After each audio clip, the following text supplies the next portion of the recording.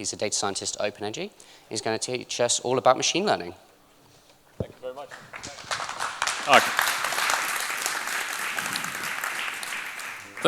The good thing about being the last talk of the day is that everyone is like either asleep or on the beers already, which makes my job a little bit easier because no one's going to ask me hard questions afterwards. So I'm actually not a data scientist at Energi anymore, so I'm now the head of technical development, but I started as a data scientist, which is, it's kind of an unusual way to come to Go as well. But I think it's kind of a fun crossover now because we have a data science team that are working mostly in Python and an engineering team that are starting to work more and more in Go. And getting the two to work together and sort of using the best of both languages is what this talk is partly about. I'm also going to talk about how you can actually get started with machine learning just in Go with nothing else, and there's some great packages out there. So hopefully you'll find that interesting. Before we get started with all that, can I just get a quick show of hands? How many people here have done any machine learning either just for fun or, wow, okay, a lot of people. Okay, well, maybe this makes this a little less relevant, but I'm still going to do it. So there's a lot of different definitions of machine learning. I think there's probably some rigorous academic definition in terms of statistics or something, but that's not really what I want to do. I want to try and give it really an intuition of what machine learning tries to achieve, and more generally what we can use it for. So if you don't know how to define something, as a rule of thumb, just Google the thing followed by the word Haskell, and you come up with a lot of interesting stuff. And that's exactly what I did. So this is the definition which you kind of get if you look at READMEs for the main Haskell machine learning libraries, and you sort of fit them all together. And it probably doesn't make very much sense, mostly because I'm not a Haskell guy and because I don't know that much category theory. But sort of the main takeaway here, the idea of a history monad, that's sort of like a successive approximation. And categories on which distributions are defined, that's basically saying we're not just looking at numbers or vectors, we're really looking at very generic things. So you could really be, machine learning can look at things like words, it can look at sentences, it can look at images, which you could argue are just numbers, but you can look at very generic things as long as you can define statistics on them. Next definition, well, if you're not going to ask Haskell, ask your friends. And what do your friends say? Well, if your friends aren't programmers and they watch a lot of sci-fi, well, they might say machine learning is what machines do. And well, yeah, that's not really what I'm here to talk about today, but it's a fun thing to have in the back of your head, I guess. Next attempt at defining machine learning is sort of by classifying the different things you try and do with it. So the first thing you do with it is called supervised learning. And this is where you have a set of inputs and you have what you'd like the output of the system to be. And somehow in there's a black box that learns how to generate the outputs from the inputs. So in this example here, you've got a data set which consists of points, and then the points that are sort of in the bottom left-hand side of the graph are labeled with circles, and you tell the program that. And the points that are in the top right-hand side are labeled with crosses. You also tell the program that. And then there's some algorithm that runs and that decides that if you give it a new point which isn't in this set, then it's either going to fall into the circles or the crosses based on the input that it received. The second kind is called unsupervised learning, and this is where you give it a bunch of points, so those 2 points, for example, and you say, just based on that information, I'd like to divide those points into 2 groups. What are those 2 groups? And then it tries to do things like minimize the variance within each group. And then if you give it a new point, which it hadn't previously seen, it'll then use that classification to tell you what it would fall into. Reinforcement learning, if you've been following DeepMind's progress lately, is quite interesting. So they've used some very cutting-edge approaches to teach a computer how to play Atari recently. I think that was last year, and it beat some human players at it, which was kind of cool. But I think the first example, you can really look in sort of psychology of reinforcement learning. Well, maybe not the first, one of the first.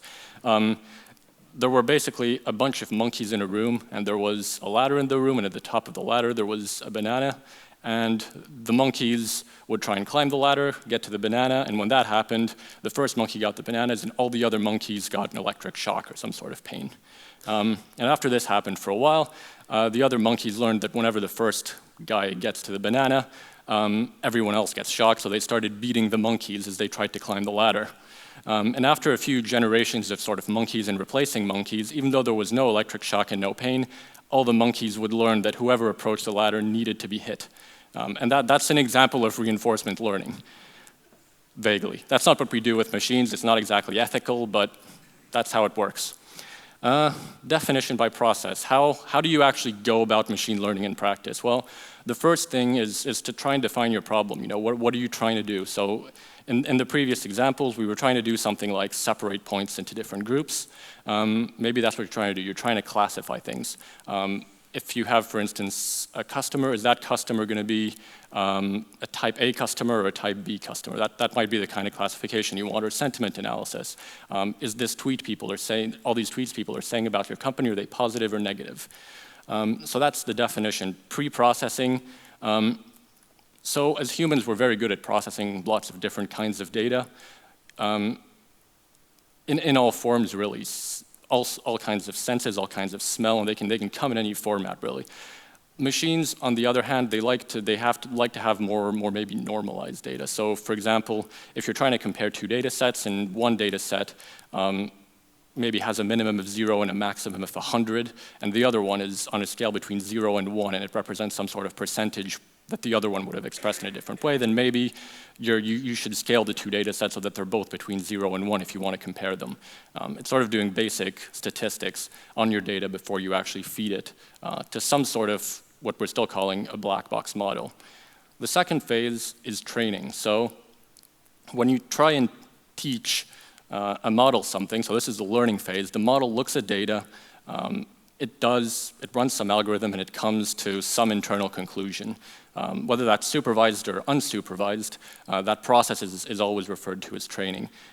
And the output of the training is always some sort of internal state of the model, which is what it's learned.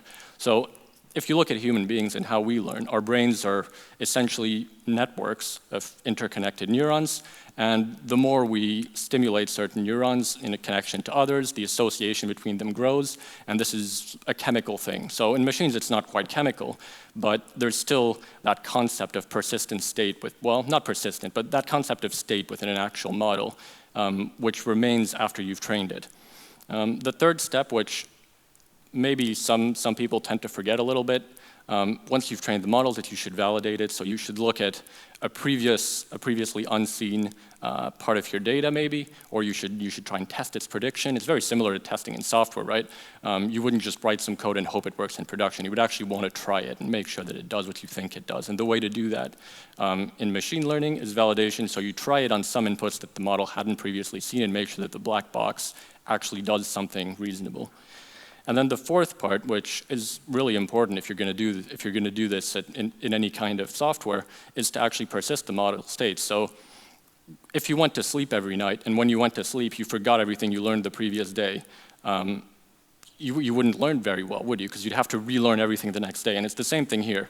You want models to learn by you want models to learn, you want models to then, you want to persist the state that they've learned, and you want to be able to reuse that so that you can then make further predictions based on that state.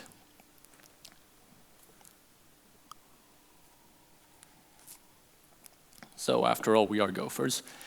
So how do we define this by interface? And this is not necessary, I mean, this is Go, but a lot of other languages share this kind of interface. So for example, if you've ever used Python, scikit-learn tends to follow this pattern. If you've used Matlab's machine learning toolbox, they tend to follow this pattern. A lot of the Go packages that deal with machine learning also kind of follow this pattern with some slight differences. So a learner has two methods, basically. One is fit, and fit does the training. So yes, everything is an interface because we're dealing with very general things. They don't have to be numbers. As much as, blank interface is not necessarily the nicest thing to have, this is really what we're dealing with. So you have inputs, and inputs are a subset of all the data you have. So let's say that you've got a bunch of images, and they could be images of cats or dogs, let's say, and you want to train something that classifies them as being either cats or dogs. So each input might be an image. And labels, which are another slice, and those associate with each input, they associate a label. So for instance, that label could be cat or dog. And then that returns So that just fits the model, and we're assuming that this has the side effect of changing the inner state of the model. And then once you've done that, you can then predict, which, for instance, the input could be an image, and then it returns an interface, which is a label, which in this case would be either cat or dog. And you'll note maybe that this is kind of a stateless version in the sense that you can't get back the state of the model. And unfortunately, this is what a lot of packages tend to follow. You actually can't get back the state of the model. It's just an internal thing, and it's not always that easy to persist. So if you're trying to embed this into software somehow, it's worth bearing in mind when you pick a package. So if we accept this, or these definitions in some way, and we understand them in some shared context, well, what can you actually do with that? What do your machines learn? What are the applications? I think one of the first applications, at least in computing, was to do with spam detection. Maybe payment fraud and PayPal came earlier, but I think spam is probably the most widespread. And this is also the canonical example. If you open any machine learning textbook, the first example is usually spam versus ham in something called the naive Bayes classifier. If you fast forward to 2012, Google had some flash of insight, which is that if you can identify cat videos, you can make a lot of money because people like cat videos. So they got really, really good at figuring out which videos on YouTube had I think it was YouTube, because it's Google, but which videos had something to do with cats. And this was widely published and a very popular piece of research. It's worth noting that this might be a trendy example, but this kind of research need not limit itself to images. You can really apply it to anything which can be expressed as a vector more generally. So a time series classification would work in the same vein. Just because they do it with images of cats doesn't mean you can't use it for something else. Next example is DeepMind's research. So it was using something called deep queue reinforcement learning, and they used this to train a computer to play Atari games. And they beat what they call to be the best pro gamers at a few Atari games, not all of them. And this was really quite a, well, I don't know, in my opinion, this was quite a significant thing. Where do we go after this? Well, what we don't have yet is all machine learning seems to be very good at one task, and there's nothing that can sort of generalize between tasks. There's no model of that yet, so I don't know. Maybe in the future this is something we're going to see. I'm not a machine learning researcher. I can't tell you what's being worked on at the moment, but it would be really cool if you could generalize one task like, you know, classifying cats or something. If you could really generalize that to a similar problem like classifying classifying something else, or if you could mix and match different algorithms and compose them in a different way. And maybe that's where it's heading. Maybe not. Who knows? But it's heading towards something pretty neat at the rate progress is happening. So, what do we use machine learning for? And when I say real time, what do I actually mean by that? So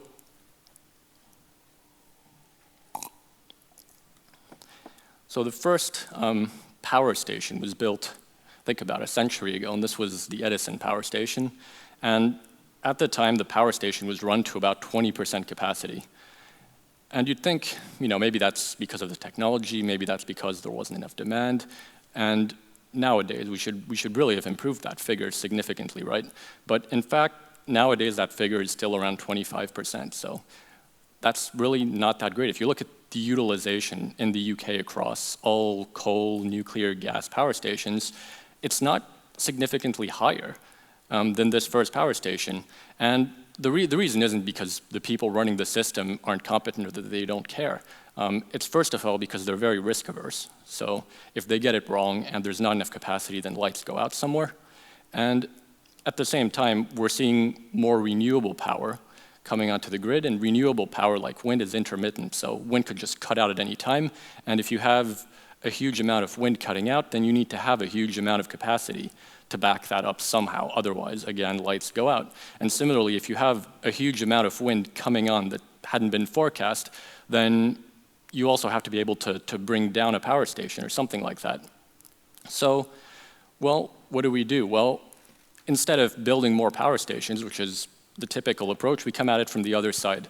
We have a virtual power station. So we connect to all these loads, chillers, bitumen tanks, air conditioning in buildings, massive water pumps, and we learn when we could reschedule their power consumption. So for example, let's say the temperature in this room should be between 18 and 20 degrees C, and it's 19 at the moment.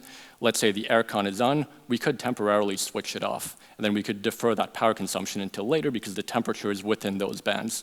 That's sort of the simplest example. But that's what we do. So then we report all that back to our cloud-based analytics service, and we have about a 2-second window in which to report the capacity of our service. So that's what our virtual power plant can offer to National Grid, and that's our deadline. So if you attended the talk on real-time Go earlier, that's not a hard deadline. That's sort of a firm deadline. So we occasionally can exceed that, but if we exceed it too often, then it's really not very useful at all. And this is what I mean by really virtual. So if you look at the total power that all our assets consume at a given time on a minute-by-minute basis, we can either ramp that up by bringing forward power consumption, or we can turn that down by deferring power consumption. Most of our assets are actually off a lot of the time, which is why we can increase power more than we can decrease it. And that's just the way those industrial processes work. And what you can do is, at any plug socket in the country, you can connect and measure the grid frequency, which is essentially how fast power stations are spinning. It's a bit like a cyclist on a fixed-gear bike going up a hill. If it goes down, then it means the hill's getting steeper, and the cyclist might eventually run out of steam and stop. And similarly, if the hill if you go downhill instead and you go too fast, then eventually you'll have to turn your legs over really, really fast and you'll fall off. And it's really similar here. So the National Grid have to keep grid frequency as close to that dotted line of 50 hertz as possible. And whenever it goes outside those bands, we respond in proportion. And that's what you see at the bottom. That's us increasing and decreasing the virtual power in our power station in real time. And we're able to do that because we're able to learn within 2 seconds how much capacity all these assets have and how much of it we can utilize. And it's about 20 times cheaper than doing that with an actual power station because we don't have to build a power station. So there's really two main things that we do with machine learning. So the first one is what I've already touched on, which is what I would call load behavior forecasting. So it's saying at the precise point in time, the air conditioning in this building, we could either increase its power consumption by, say, 2 kilowatts, or we could decrease it by 2 kilowatts. And we could hold that off for a certain amount of time. And maybe if we ask it to turn on now, well, maybe it would actually not turn on instantly. It would take a little bit of time. Maybe it needs to heat, I don't know, so there's some warm-up process involved. And sort of modeling all that is what we call load behavior forecasting. And it's sort of those, I'm not sure you can actually see them very well, but it's sort of those little yellow spark lines underneath all the circles there that show you how the response goes. We tend to get a lot of response initially, and then that response after 15, 20, or 30 minutes maybe fizzles out a little bit. The second thing is that, so we're essentially an insurance policy. We have that capacity, and as long as grid frequency is very close to 50, because we provide a proportional response, we actually don't have to ramp that much up and down. So there's some optimization we can do. What assets should we turn up and which assets should we turn down? And more interestingly, suppose that you're in a situation where you have your own generation. Maybe you have some solar panels on your own site in your big industry or something. What should we do? Should we cut out solar generation and turn something else on? Should we ramp down some industrial process because we know that that's what it might want to do within an hour anyway? All this optimization and deciding which asset to turn on and at which time is actually like playing sort of Tetris in real time, but where the pieces are constantly changing in shape. And that's an analogy for the second part of what we do. So that's enough about us. So if you want to get started with machine learning in Go, there are quite a few packages out there. There are two, though, that look very similar to, for example, scikit-learn or other packages coming from other languages that are probably a good place to start, because then if you learn those and you decide you really like machine learning, then it's really easy to port your code from one to the other. And it's really easy also to explain to maybe people who are used to working with Python how your code works. So the first one is Go Learn. So Go Learn also has, so it satisfies this fit or predict interface that I was talking about earlier.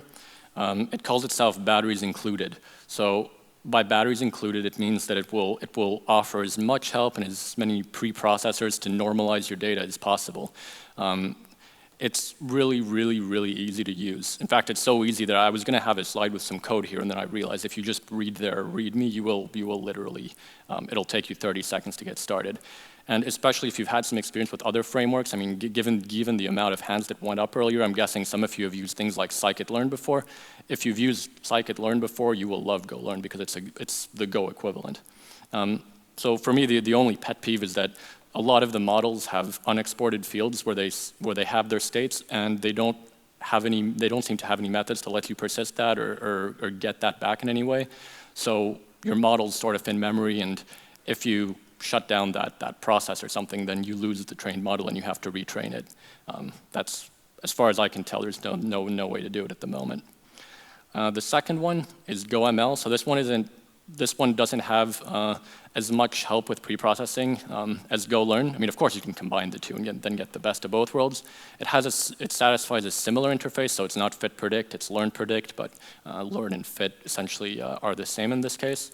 It's also quite easy to learn coming from other frameworks, and you can save the models out. And again, this one is really easy to learn. The best way to get started with this is exactly the way that data scientists work with Python code. So they use something called Jupyter. I don't know if you've heard of it. It's essentially like a thing you run in your browser, and you can interactively run Python code. And not only can you do that, you can add notes, you can add images. It essentially looks like that. And so I think earlier this year, there was a thing called Go for Notes, which is a kernel for Jupyter, or a Go kernel for Jupyter. So you can actually now use this to run Go code as well. It's really cool. You should check it out, and it works amazingly well with Go Learn. And if you want to get started, I mean, this is at work. This is what we use. Except we use it, our data science team use it with Python, and it looks exactly like this. So, if you're a Go programmer and you want to learn some machine learning and you want to do it in Go, this is the way I'd recommend. There are, at the time of writing, there are over 16 other packages out there. So this is just 16 packages in that awesome Go list. I Googled it and found a bunch more. So I'm sure there's a huge number. And two that aren't on that list and that I want to point out are bindings for popular frameworks. So I don't know if you've heard of TensorFlow. It's sort of you could call it a generalized neural network library that Google open sourced. It now has Go bindings as of this year. Somewhat experimental, but maybe worth checking out. And then there's another one for Caffe, which I'm not familiar with at all. I actually just sort of Googled to see if it existed and found it, but it is out there. So at Open Energy, we think of ourselves as an IoT company because we connect to all these devices. We don't have IoT scale because there's not billions of them, or millions of them even, but we're still associating models and scoring models to do with things. So each asset that we control has a list of models that are associated with it, and we want to retrain those models and rescore those models every time we get new data inputs from that asset. So I'm going to talk now about what we do at Open Energy, which I think is the most interesting thing, which is we actually let the data scientists write the models, and they do this in Python, and then we wrap those in Go microservices and expose those. And that's the pattern that I want to talk about. So the first thing that you need to think about when doing this is really persisting the model. So once you train the model with some historical data and you get back some state and some parameters, and maybe you've trained it up to a certain time, which is what that time parameter means, then you get back those parameters, they need to be persisted, and then if you ever want to score that model, then you need to pass those parameters back. So you need to think about persistence. And the second thing is, if you're constantly rescoring your model, if the behavior of the asset ever changes, so if the control strategy ever changes, if So in this particular case, if anyone ever changes the set point of the control variable of that asset, for example, if someone decides that the temperature in the building should now go between 20 and 22 degrees, then that probably affects how that asset is going to respond and what capacity it has, because suddenly that probably means the aircon has to be off so that the temperature can increase to that level. And so that continuous validation is about looking at data that's coming in, comparing the model's predictions, and matching the two up to say, how much error are we actually making with these predictions? And that's the thing that we're working on now. So how do we do this? Well, if you haven't noticed it before, speaking to a few people, I think they have, a data scientist is not a software engineer. They are concerned with different things. A data scientist will be, at least in our company, an applied mathematician who's concerned about mathematical rigor, accuracy, and sometimes elegance, whereas the software engineer just wants to get stuff up and running, and he wants it to be reliable. So it's a separation of concerns, leave the math to the data scientists, and then leave the engineering to the software engineers, and really sort of require as few changes to their code as possible. So first option, well, it's very basic, very straightforward. Well, you can wrap their code by just shelling out the execution. It's not very interesting. It's also quite slow. To do this in any case, you need some sort of stateful interface to get the state back from the model. So maybe you have some persistor which lets you save and restore the state of the model. We've found that actually a pure interface works quite well because you can do everything in one step, and then both of these methods become pure. You get state back from the model, you pass it back to the model, and everything becomes pure, and then your microservice can deal with all the stateful stuff. RPC wrapper, so this is the option we're going for. You just basically write a wrapper for the code. You invoke it through RPC, for example, JSON RPC or something, and you just keep it running. And what you can also do is, so this is what we use internally. So the microservice wrapper handles all the data access. It knows which model is associated with which thing. It has a notion of a registry. And essentially, the only thing that the data scientist has to write does is it accepts parameters, it accepts some input, and it gives you an output, and that's it. It doesn't have to deal with anything else, and that's really the simplest you can make it.